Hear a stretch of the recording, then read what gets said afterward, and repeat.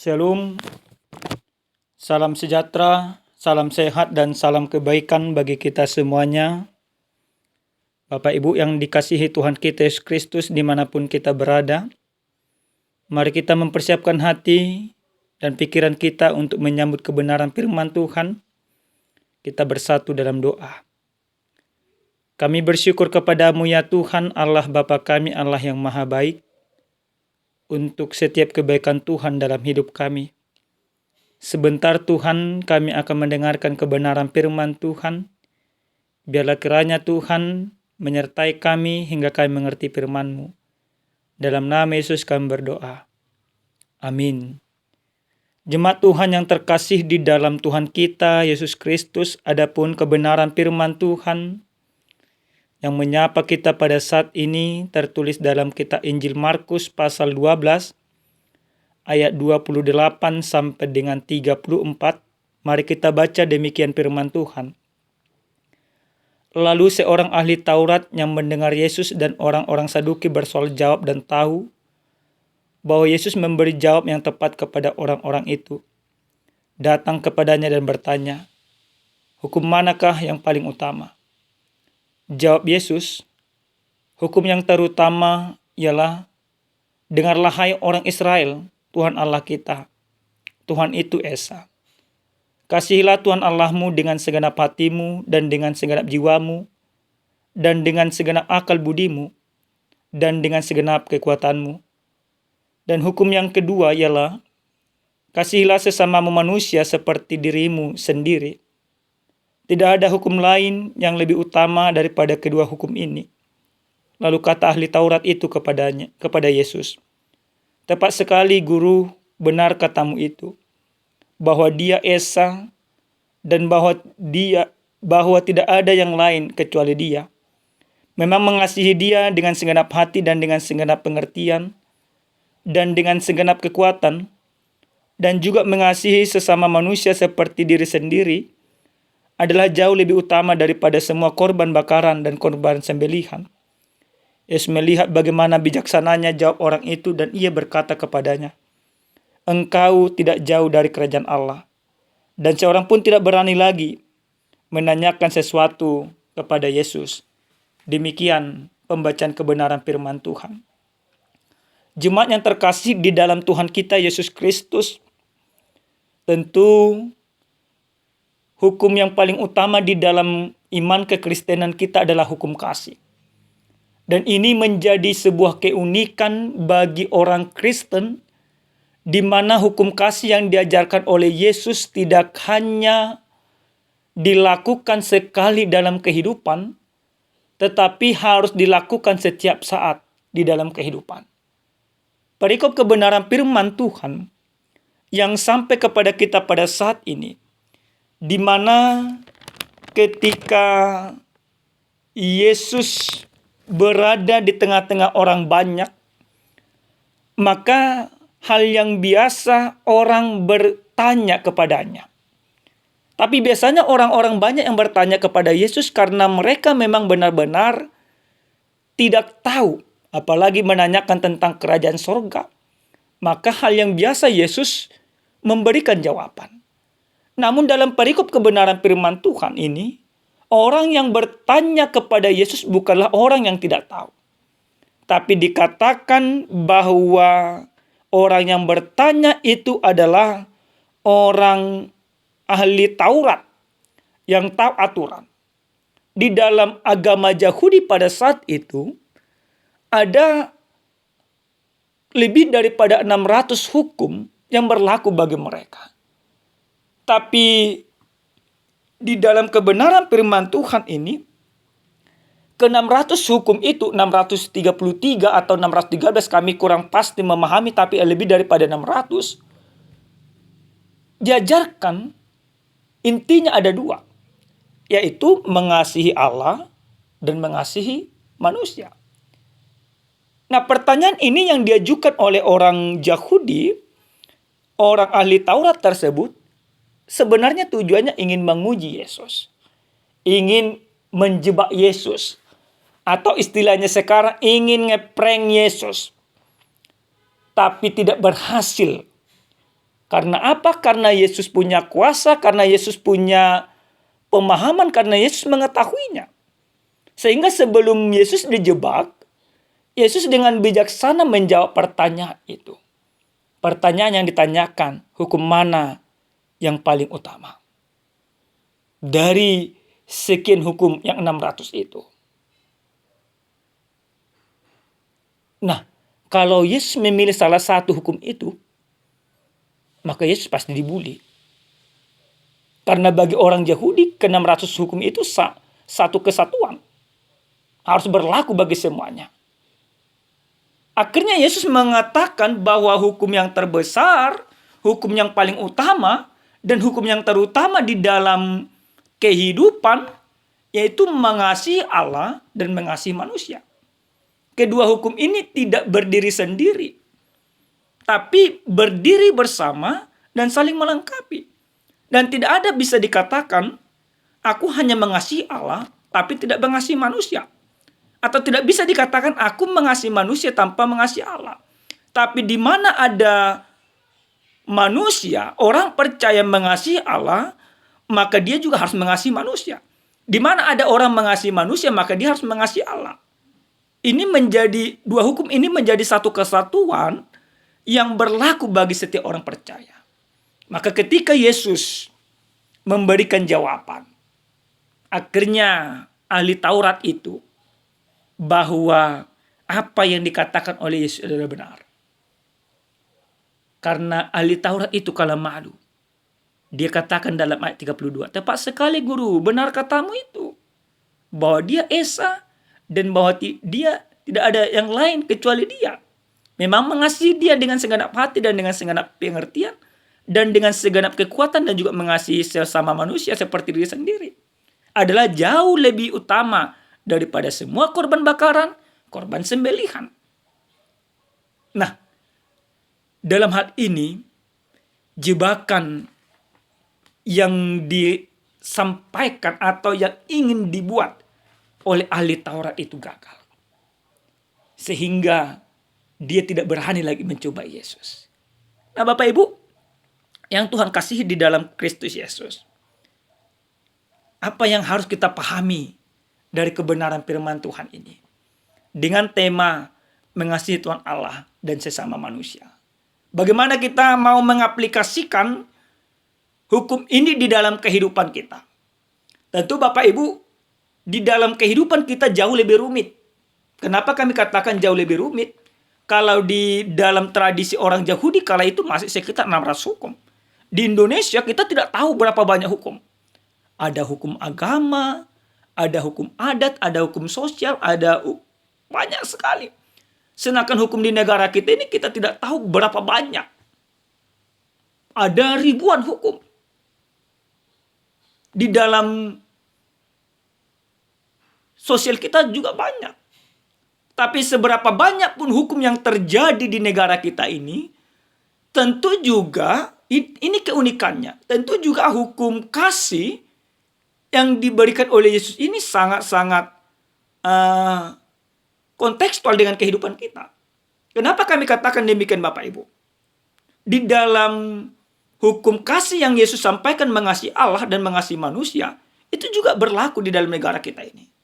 Kalau kita katakan kita mengasihi Allah dan mengasihi manusia, berarti kita juga harus taat kepada setiap hukum yang ada di negara kita.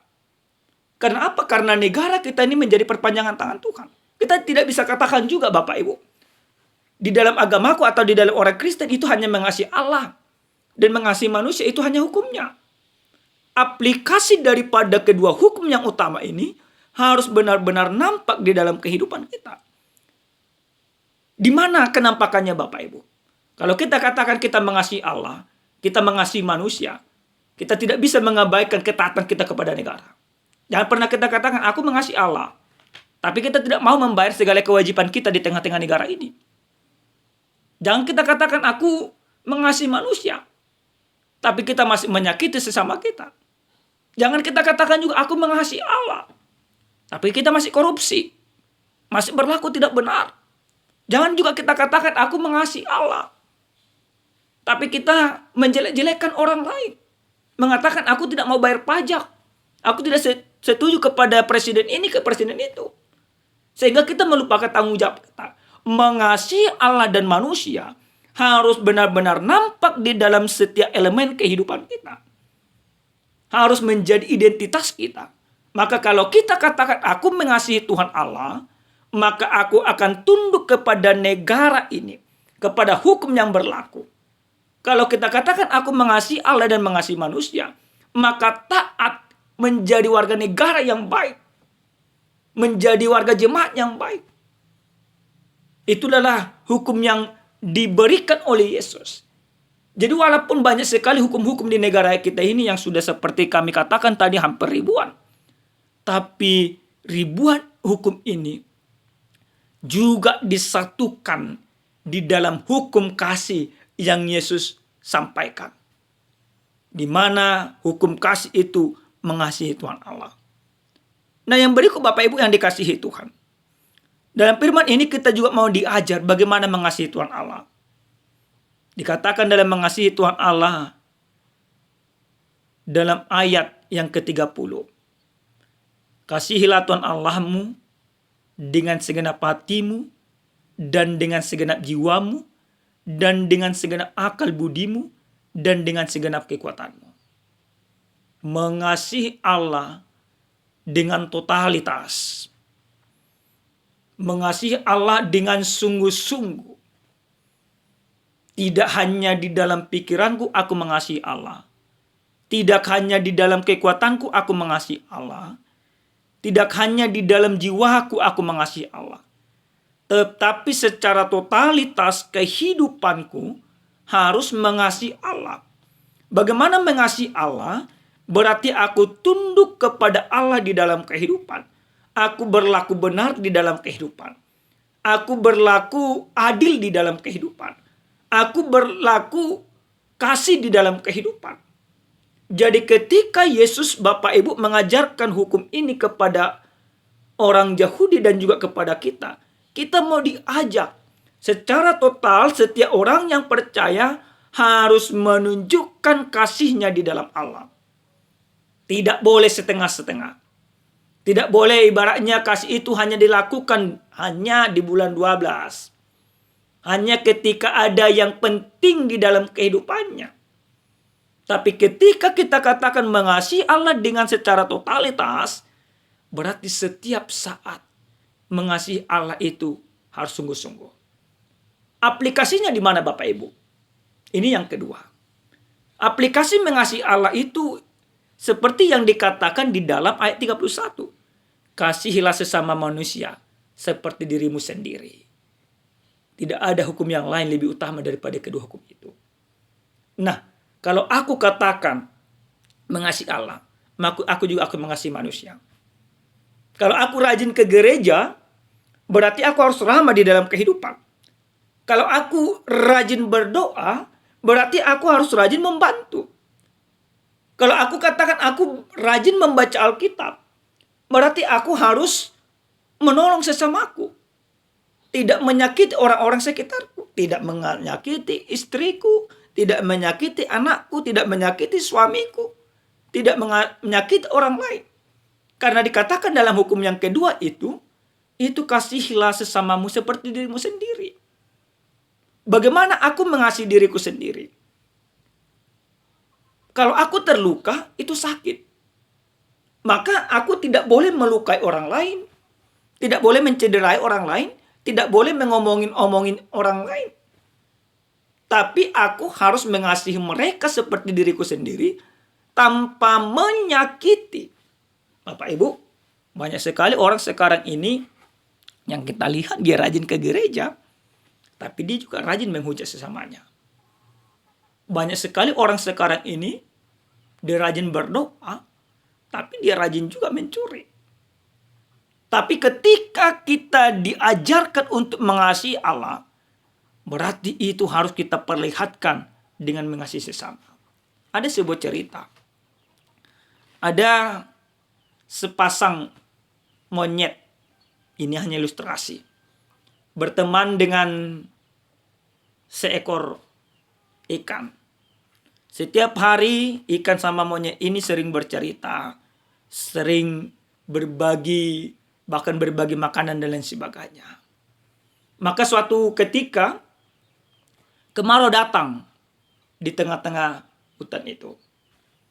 Maka lama-kelamaan air daripada kolam tempat ikan ini semakin kering. Lalu monyet selalu memperhatikan kawannya tersebut. Lama-kelamaan ikan itu pun semakin menderita. Lalu si monyet berpikir, inilah saatnya aku menolong kawanku ini supaya dia jangan mati. Inilah saatnya aku menolong dia supaya bisa bertahan hidup.